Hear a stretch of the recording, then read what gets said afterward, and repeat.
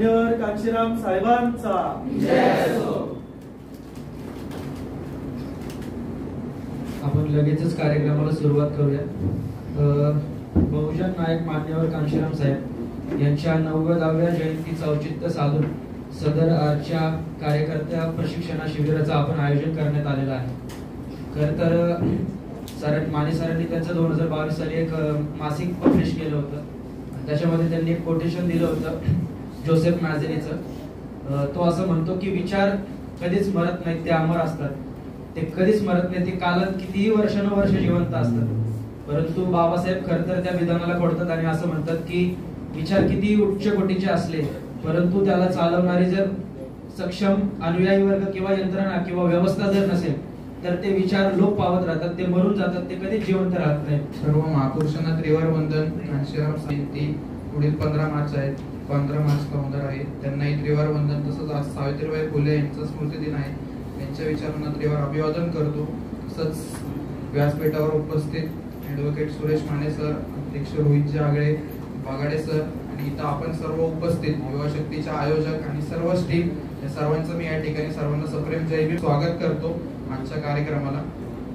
जसं की आपण बघितलं प्रस्तावनेत मी तुम्हाला सांगू इच्छितो की आजचा कार्यक्रम आपण तरुणांना आणि युवकांना एक केंद्रीय बिंदू समजून आपण आयोजित केलेला आहे। म्हणजे आजचा जो तरुण आहे आपला तो भरकटला नाही पाहिजे किंवा त्याच्यात ओढ आहे। म्हणजे आम्ही जेव्हा परिसरात फिरतो आम्हाला दिसतं की प्रत्येक तरुणाला एक तळमळ आहे की काहीतरी करायचं चळवळीसाठी। बाबासाहेबांचे भरपूर आपल्यावर उपकार आहे किंवा त्यांनी जे आपल्याला दिले ते आपल्याला पुढे फॉरवर्ड करायचंय, पण ती पद्धत कोणती ते आपल्याला माहित नाही। तर ते प्रशिक्षण देण्यासाठी आपण खास आजचा केडर कॅम्प आयोजित केला। आणि जसं मी काही काळ 2-3 मिनिटं अगोदर जसं तुम्हाला कळवलं की केडर काय आहे, ते केडर जसं तुम्ही कोणत्याही जुन्या IAS IPS ऑफिसरला विचारलं की तू कुठल्या केडर म्हणून तयार झालं तेव्हा तो तुम्हाला सांगत 1995 1998 वगैरे। तर त्या IAS IPS ऑफिसर वाल्यांना प्रॉपर केडर व्हायचे। केडर म्हणजे एक प्रकारची ट्रेनिंग असते, कोचिंग असते, ज्याने आपण व्यवस्थित तयार होतो आणि पुढं एका प्लॅन किंवा स्ट्रक्चर्ड फॉर्मॅट मध्ये जातो। आणि ती गरज आपल्या कार्यकर्त्यांना खरंच आहे, आपल्या युवकांना खरंच आहे। जसं सर्वप्रथम सर्व महापुरुषांना मामातांना त्रिवार वंदन, उपस्थित सर्वांना जय भीम। आज 10 मार्च सावित्रीबाई फुले यांच्या 127व्या पुण्यनमोदा दिना दिवशी त्यांच्या प्रतिमेस त्रिवार वंदन आणि तसंच कांशीराम साहेबांच्या जयंतीनिमित्त तुम्हा सर्वांना हार्दिक शुभेच्छा। धन्यवाद विशालने जसं सांगितलं की मी आज इथे थांबली आहे तर ॲडव्होकेट डॉक्टर सुरेशजी माने यांची ओळख करून देण्याकरिता। तर सरांचा मूळ जन्म म्हणजे सातारा जिल्ह्यातील, त्यांनी त्यांचं प्राथमिक शिक्षण साताऱ्यामधून पूर्ण केलं। त्यानंतर उच्च शिक्षण घेण्याकरिता ते मुंबईला गेले। मुंबईमधून त्यांनी त्यांचं बीकॉमची डिग्री कंप्लीट केली। बीकॉमची डिग्री कंप्लीट केल्यानंतर त्यांनी एक बँकेत तिथे नोकरी केली। नोकरी करत असतानाच ते मान्यवर कांशीराम साहेब यांच्या चळवळीत ऍक्टिव्हली काम करत होते। म्हणजे बामसेपान BS4 मध्ये ते ऍक्टिव्हली म्हणजे स्वतः कार्य करत होते। ज्याप्रमाणे आता आपण बघतोय की ते स्वतः चळवळीत जाऊन एक मोठ्या पक्षाचे संस्थापक अध्यक्ष असताना देखील त्यांची एवढी चळवळ आहे, म्हणजे कार्यकर्ते असताना खूप जास्त ऍक्टिव्ह असतील ते, असं आपल्याला दिसून येतं। तर मी तुमच्यात आणि माझ्यात आधीचा वेळ न घेता मी सरांना विनंती करतो की त्यांनी आपल्या मार्गदर्शनाला सुरुवात करावी। आपल्या सगळ्या महापुरुषांना सर्वप्रथम विनम्र अभिवादन करून बहुजन नायक मान्यवर कांशीरामजी यांच्या जयंतीचं औचित्य साधून आणि क्रांतिज्योती सावित्रीबाई फुले यांच्या स्मृती दिनाच्या निमित्ताने युवा शक्ती आणि BRBMच्या दोन्हीच्या वतीनं संयुक्त कार्यक्रमाचे आपण सर्व आयोजक आणि मित्र,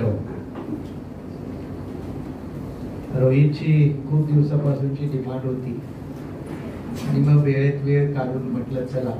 त्यामुळे छत्रपती शिवराय हे 2-3 गोष्टींना मोठं चांगलं मॉडेल आहे। एक ऑर्गनायझेशनचं मॉडेल आहे, एक लिडरशिपचं मॉडेल आहे आणि एक मॅनेजमेंटचं मॉडेल आहे, व्यवस्थापन।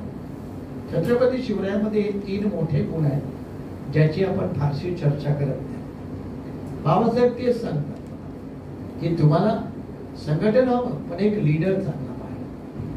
आता लीडर कसा असावा,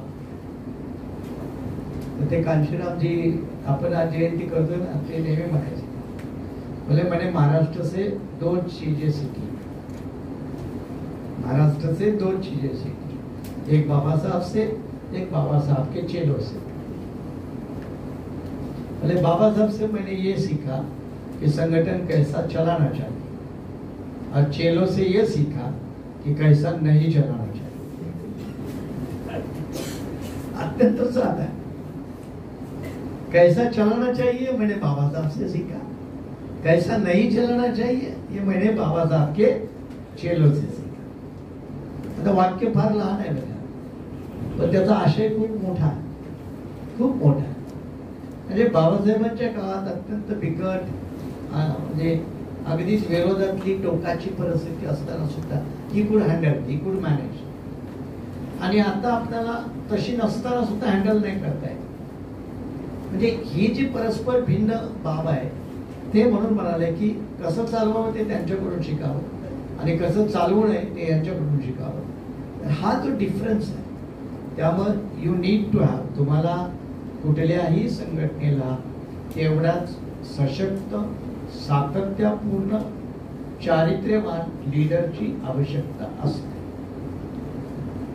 आता नुसता लीडर असून चालत नाही, तर त्या लीडर मध्ये क्षमता असावी लागते, आपल्या सैन्यांना मोटिवेट करणं, टिकवणं, त्याच्यासाठी साधनं उभी करणं, ही आर्ट ती त्याच्यात असायला पाहिजे। बाबासाहेबांनी एवढे मोठे संघर्ष केले, बाबासाहेबांच्या आयुष्यात त्यांना कधी 5 लाख समाजाने दिले नाही, 5 लाख रुपये। एकदा थैली गोळा केली होती, त्यामध्ये पण काही लोकांनी हात मारला होता। बाबासाहेबांच्या तालमीत झाले, तयार झालेले सगळे लोक 64 नंतर विस्कळीत व्हायला लागले, आणि 64 ला पहिल्यांदा रिपब्लिकन, 57 ला रिपब्लिकन पक्षात पहिल्यांदा 2 गट झाले, आणि 64 ला पहिला रिपब्लिकन नेता काँग्रेसमध्ये गेला, आणि तिथून मग सगळी धरण फुटलं की मग पाणी थांबत नाही, सगळं धरण फुटलं, पाणी सगळं निवड झालं सुरू, हे देशभर झालं, देशभर। आणि त्याच वेळेला मग कोणीतरी कांशीराम पुण्यामध्ये नोकरी करतो, आणि पुण्यामध्ये नोकरी करत असताना एक दिवस होतं काय, तर ज्या ठिकाणी ते नोकरी करतात त्या पुण्यातल्या ऑर्डिनन्स फॅक्टरीमध्ये बुद्ध जयंतीची सुट्टी आणि आंबेडकर जयंतीची रजा रद्द होती, आणि मग आपले महाराष्ट्रातील आंबेडकरी माणसं प्रचंड विरोध करतात, कुणीतरी दिनामाना, राजस्थानचा आमचा, हे सगळे मंडळी त्याचा विरोध करतात। तोपर्यंत कांशीरामना काय माहिती नसतं, मग काही लोकांच्यावर कारवाई होते, मग कांशीरामला तो इश्यू येतो, आणि मग कांशीरामजी ते समजून घेतात असं काय एवढं मोठं आहे, हे माणसं सुट्टी नाही मिळाली म्हणून एवढं काय करताय, आंदोलन करतात, मग नेमकं काय, आणि मग ते समजून घेतात। मग त्याच वेळेला त्यांना लिटरेचरचा संबंध येतो, मग ॲनिलेशन ऑफ कास्ट वाचतात, आणि ते ॲनिलेशन ऑफ कास्ट तुम्ही आधी वाचा, तुम्ही वाचून ते सगळं पुस्तक ॲट अ टाइम रिमेंबर करण्याचा प्रयत्न करा, बघा तुम्हाला जमते का, मग तुम्हाला कळेल जमते की नाही, त्यामुळे मी काही सांगत नाही, पण फक्त प्रयत्न करा की त्या पुस्तकात काय फार मोठं नाही, छोटंच आहे, पण त्याच्यात जे वेगवेगळ्या मुद्द्याची रेलचेल आहे ते ॲट अ टाइम सगळं पुस्तक काही डोक्यात बसत नाही। मग कांशीराम म्हणाले ते पुस्तक वाचलं, मी परेशान झालो, आणि मग निर्णय घेतला, त्यावेळेला ते 64च्या दरम्यान आले, आणि मग घरी सांगून टाकलं की मी काय आता परत येत नाही वगैरे वगैरे, 4-5 शब्द घेतल्या की मी आयुष्यभर घरी जाणार नाही वगैरे वगैरे, लग्न करणार नाही, संपत्ती करणार नाही, आणि माझं संपूर्ण आयुष्य मी फुले आंबेडकरी चळवळीसाठी अर्पित करीन, अशा 5 शब्द घेऊन त्याला त्यांचं लग्न ठरत होतं ते त्यांनी मोडलं, आईला 24 पानाचं पत्र लिहिलं, घर सोडलं, ही अशी सुरुवात आहे। त्यांनी सोडलं तर घर अनेक लोक सोडतात, साध्य किती लोकांना करता येईल, लग्न अनेक लोक करत नाही, पण ज्याच्यासाठी ते अविवाहित राहतात ते त्यांना असं साध्य करता येतं का, असे अनेक गोष्टी आहेत। आणि मग कांशीराम पायाला भेगरी बांधून देशभर फिरले, पहिल्यांदा सगळ्या या विद्रोहाचा संघर्षाचा अभ्यास केला आणि बघा त्यातून त्यांनी 5च महापुरुष निवडले. एक कोण फुले, दुसरे पेरियार, तिसरे श्रीनारायण गुरु, चौथे शाहू महाराज आणि 5वे 5च निवडले. कांशीराम ओरिजिनली पंजाबचे. पंजाबमध्ये खालची जात आणि वरची जाती आणि शीख धर्म स्वीकारला. वरच्या जातीतल्या लोकांनी शीख धर्म स्वीकारला. खालच्या जातीचे, खालच्या जातीमध्ये 2 शेड्यूल कास्ट मधल्या मुख्य जाती, एक रामदासी शीख आणि दुसरे मजहबी शीख. मजहबी शीख आणि रामदासी शीख. मजहबी हे बुटा सिंग वाले आणि रामदासी म्हणजे कांशीराम. तर रामदासी शीख हे सुरुवातीपासून बाबासाहेबांना मानायचे, हे आंबेडकर आहेत. त्यामुळं कांशीरामजीच्या आजोबांनी शीख धर्मात प्रवेश केलेला. मग त्यांचे वडील शीख परिवार आणि मग शीख परिवारामध्ये जन्माला आलेले कांशीराम. पण त्याने महापुरुष निवडताना मी शीख धर्माचा आहे, शीख परिवारात जन्माला आलो म्हणून एखाद्या शीख धर्मगुरूला नाही निवडलं आहे ना. आपण आपल्याकडे कसं होतो, आपल्या जातीचा आहे का, धर्माचा आहे का, गावचा आहे का, प्रांतातला आहे का, भागातला आहे का, रक्ताचा आहे का, हे सगळं बघतो. कांशीरामजीने हे सगळं तडीपार केलं. त्यांनी विचाराकडे बघितलं, संघर्षाकडे बघितलं. तो कोणत्या भाषेचा आहे, कोणत्या धर्माचा आहे, कोणत्या जातीचा आहे, कोणत्या प्रांताचा, याच्याशी काही घेणे देणं नाही. आणि त्याने निवडलं 5. फुले शाहू आंबेडकर, पेरियार, श्रीनारायण. त्यातला एकही माणूस पंजाबचा नाही आणि एकही कांशीरामजी ज्या जाती धर्मातून आले त्यांचाही नाही. वास्तविक तर तिथेही मंगूराम मोठे नेते होते, पण ते पंजाब होतेच माझ्या. त्यामुळे कांशीरामजीने जे 5 आयडल निवडले ते किती विचारपूर्वक निवडले असतील. आणि हे निवडण्यापूर्वी त्यांनी त्या भागामध्ये जाऊन त्याचा विस्तृत अभ्यास केलाय. हे खूप कमी लोकांना माहित आहे, खूप कमी लोकांना माहित. आणि मग जेव्हा त्यांनी चिंतन करायला सुरुवात केली की बाबासाहेबांच्या नंतर हा रथ एवढ्या खाली का गेला, आणि मग त्याची त्याला उत्तरं मिळायला लागली. चिंतनशील असतो ना, त्याची उत्तरं त्याला चिंतन प्रक्रियेतून मिळतात. कांशीरामजीला त्याचं उत्तर मिळालं आणि ते मग पहिलं उत्तर असं होतं की जिनको राजनीति करनी है उन्होंने अपनी गैर राजनीतिक जड़ें मजबूत करनी चाहिए. नॉन पॉलिटिकल रूट हे मजबूत करणार. आता नॉन पॉलिटिकल रूट म्हणजे काय, गैर राजनीतिक जडे म्हणजे काय, तर गैर राजनीतिक जडे म्हणजे तुम्हाला एक समाज म्हणून ऍक्सेप्टेबिलिटी मिळाली पाहिजे, मान्यता मिळाली पाहिजे. मग ती वेगवेगळ्या प्रकारच्या माध्यमातून असो, संघटनेच्या माध्यमातून असेल, विचाराच्या माध्यमातून असेल, कोणत्याही माध्यमातून हे रूट्स मजबूत झाले पाहिजे. आणि मग त्यांनी पहिला सिद्धांत बनवला, जिनकी गैर राजनीतिक जड़ें मजबूत होती है उनकी राजनीति मजबूत होती है. एक पहिला सिद्धांत.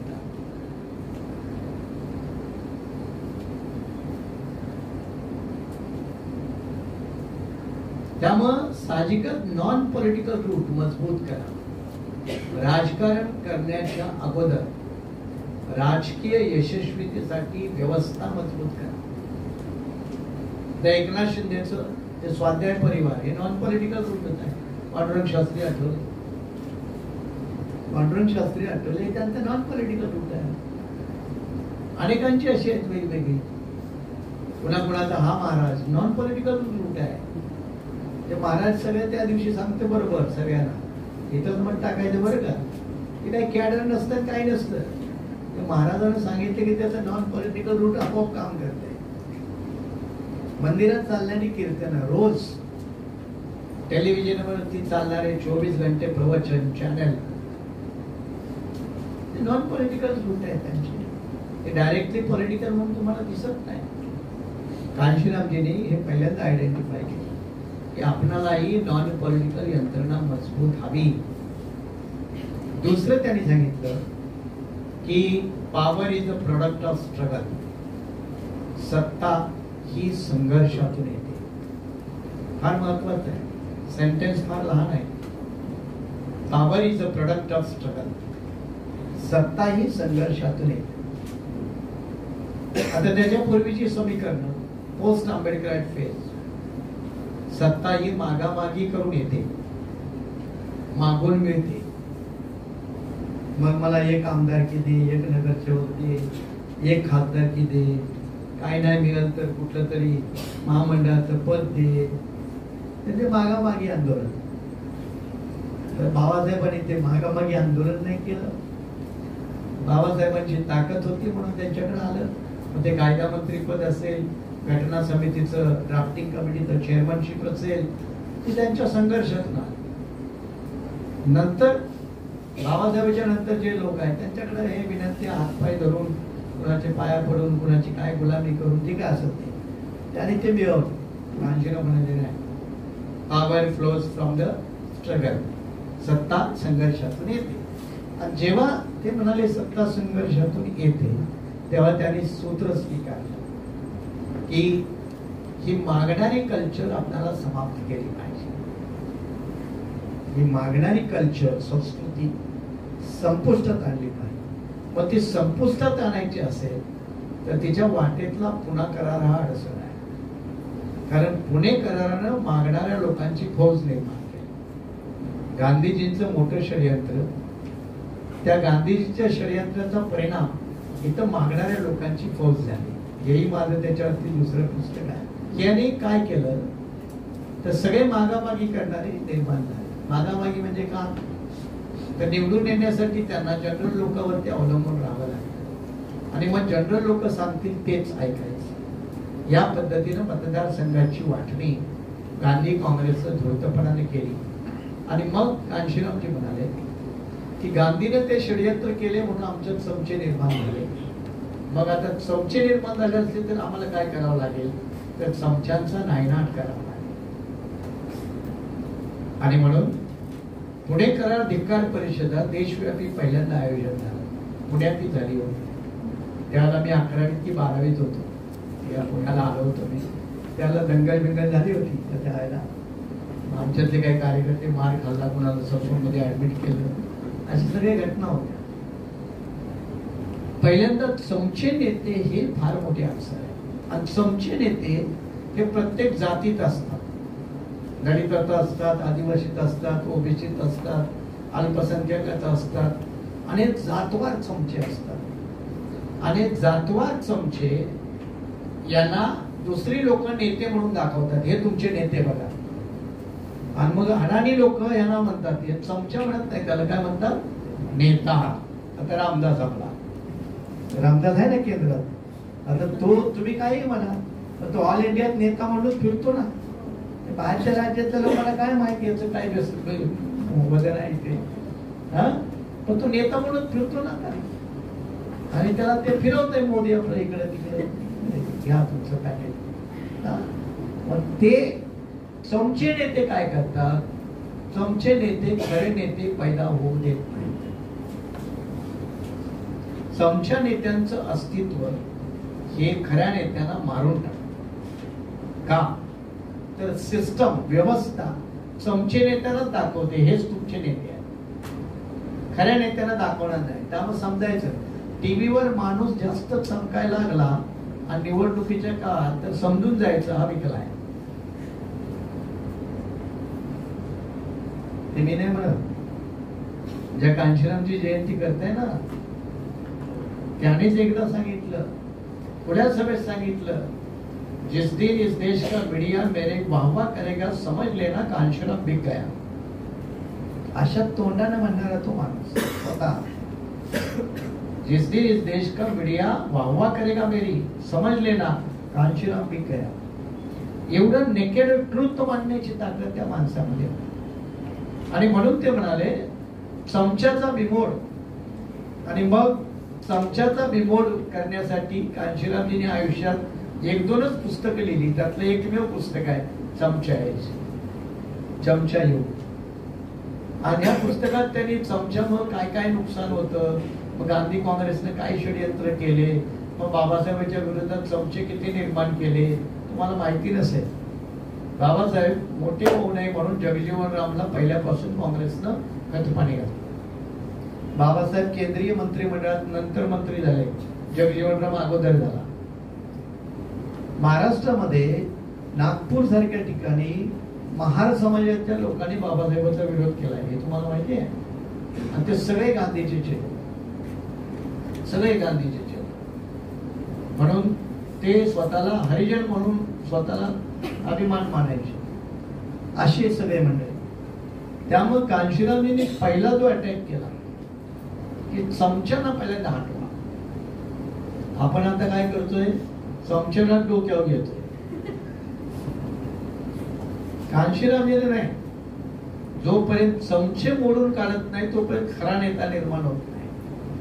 त्यामुळे त्यांनी चमचा युग का अंत करो अशा प्रकारची तिसरी भूमिका मांडली। आणि मग चौथा भूमिका त्यांनी मांडताना असं म्हणाले की जर तुम्हाला मोठ्या प्रमाणावरती संघर्ष करायचा असेल तर बाबासाहेबांचा ऐका। मग काय ऐका, तर बाबासाहेबांनी सांगितलं कोणतंही संघटन, तिला एक उत्कृष्ट नेता, तिला एक उत्कृष्ट संघटन आणि तिला एक सुस्पष्ट कार्यक्रम, या तीन गोष्टीची आवश्यकता आहे। चांगला नेता, चांगलं संघटन आणि वेल डिझाईन, वेल प्लॅन प्रोग्राम, कार्यक्रम, या तीन गोष्टीची आवश्यकता। आणि हे तीन गोष्टीचं असेल तर संघटन चालेल। मग कांशीरामजीने याच्यावरती म्हणले आणि म्हणून पहिल्यांदा नॉन पॉलिटिकल रूट म्हणून, मगाशी मी म्हणालो की नॉन पॉलिटिकल रूट म्हणून त्यांनी बामसेफची निर्मिती केली। 6 डिसेंबर 1973 पुण्यामध्ये सुरुवात केली, 5 वर्ष काम केलं। 6 डिसेंबर 1978 दिल्लीत स्थापना केली। 5 वर्ष काम केल्यानंतर आणि ही बामसेफचं संघटन बांधलं, त्याच्याविषयी पण माझी ही दुसरी बुकलेट आहे। म्हणजे तुम्ही मगाशी टाइम मॅनेजमेंटचं विचारत होता, टाइम मॅनेजमेंटचं विचारत होता, तुम्ही जेवढं डुबाल तेवढं तुमच्याकडून निर्मिती होईल। हे तुम्ही अशी लायब्ररीत बसून निर्मिती होत नाही, तुम्ही जेवढं इन्व्हॉल्व्ह व्हाल तेवढं आपोआप आउटकम येत जाते। त्यामुळे एवढे दौरे असो काही असो हे आपोआप येतं, त्याच्यासाठी वेळ काढावा लागत नाही, तो एका प्रक्रियेचा भाग म्हणून आपोआप आपत्ती येतं।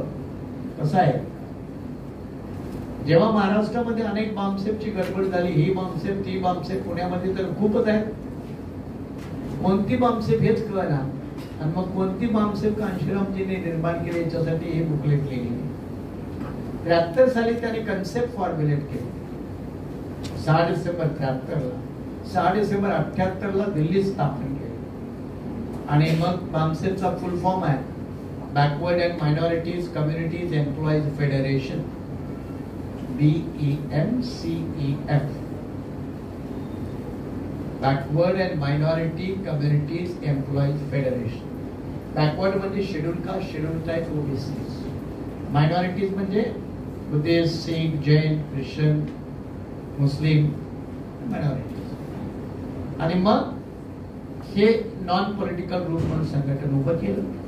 आणि दुसरेच त्याचसोबत संघटनेला साधनं पाहिजे म्हणून हे सगळे सरकारी कर्मचाऱ्यांची फौज उभी करून साधनं, फंडिंग उभं केलं, मिनिमम फंडिंग चळवळीला उभं केलं, जे बाबासाहेबांच्या नंतर कुठल्याही दलित नेत्याला करता आलं नाही।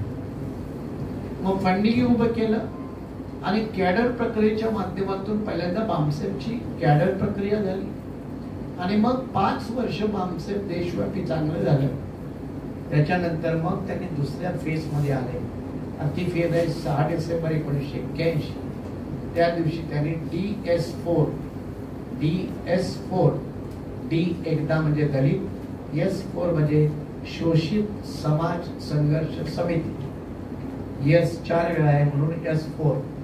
कांशीराम हे सायन्स वाले माणसं आहेत त्यामुळे त्यांनी तसंच त्याचा फॉर्मॅट बनवला DS4 समाज संघर्ष समिती। शोषित समाज संघर्ष समिती S4.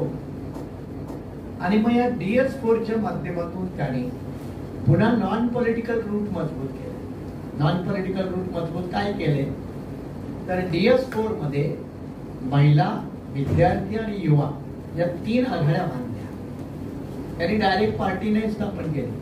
पुन्हा लक्षात घ्या, महिला, विद्यार्थी आणि युवा या 3 संघटना, 3 फ्रंट उभ्या केल्या आणि त्या माध्यमातून ट्रेन कॅडर उभं केलं. कार्यकर्त्यांचं संख्याबळ निर्माण केलं आणि या कार्यकर्त्याच्या संख्याबळाच्या आधारावर पहिल्यांदा 1982 साली लिमिटेड पॉलिटिकल ऍक्शन म्हणून राजकीय प्रयोग केला.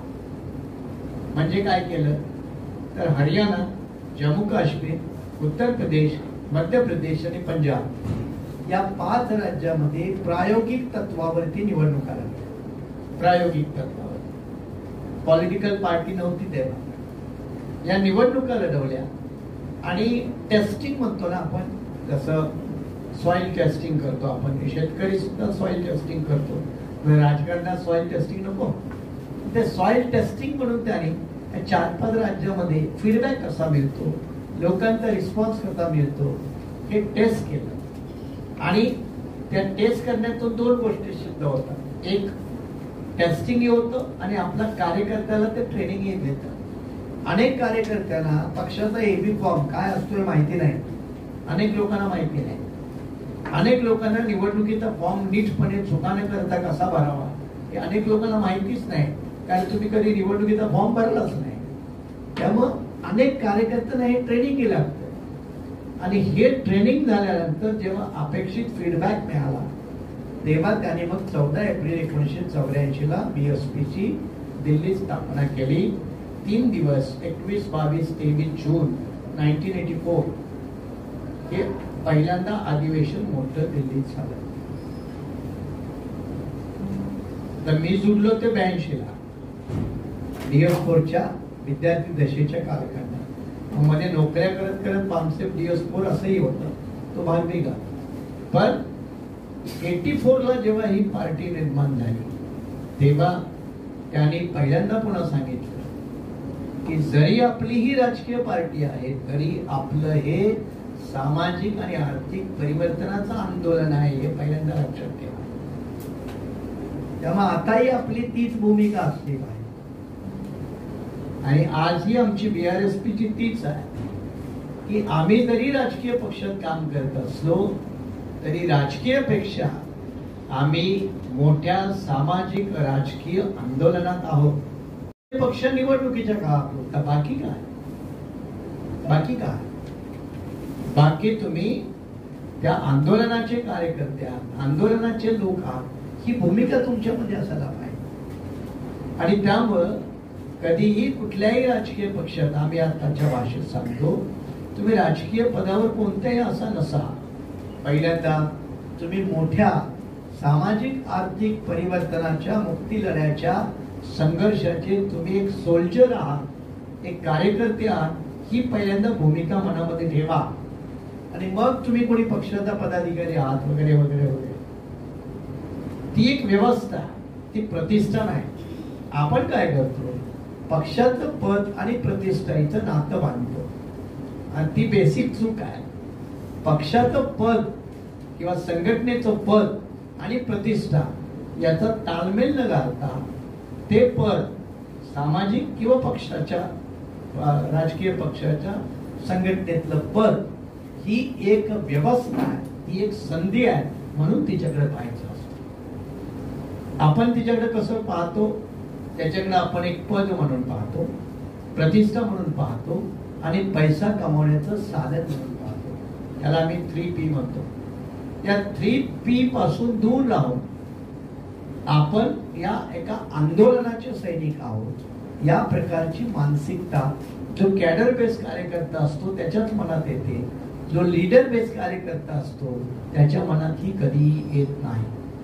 त्यामुळं कांशीरामजीने असं कॅडर निर्माण केलं, त्याला फॉर्म्युलेशन करून BSP जेव्हा बनवली तेव्हा पहिल्यांदा दिल्लीतल्या पत्रकारांनी छापलं होतं. एवढी एवढी बातमी होती छोटी दिल्लीत, कांशीराम नाम का एक चमार है, उसने एक पार्टी बनाई है, ये चमार की पार्टी है, इसलिए कभी वो इंडिया में चलेगी नहीं और सफल नहीं होगी, क्योंकि कई चमारों ने पार्टी बनाई है और खत्म हुई है. अशी ती एक पार्टी होती, ती वाचून दाखवली होती स्टेजवर दिल्लीतल्या. आता ती गोष्ट खरीच होती, गोष्ट खरीच होती, कारण पार्ट्या अनेकांनी बनवल्या पण त्या फेल झाल्या होत्या, त्यामध्ये त्याचं एक गोधन होतं. पण 1984 में पार्टी बनी अप्रैल में और अक्टूबर में पार्लियामेंट के चुनाव.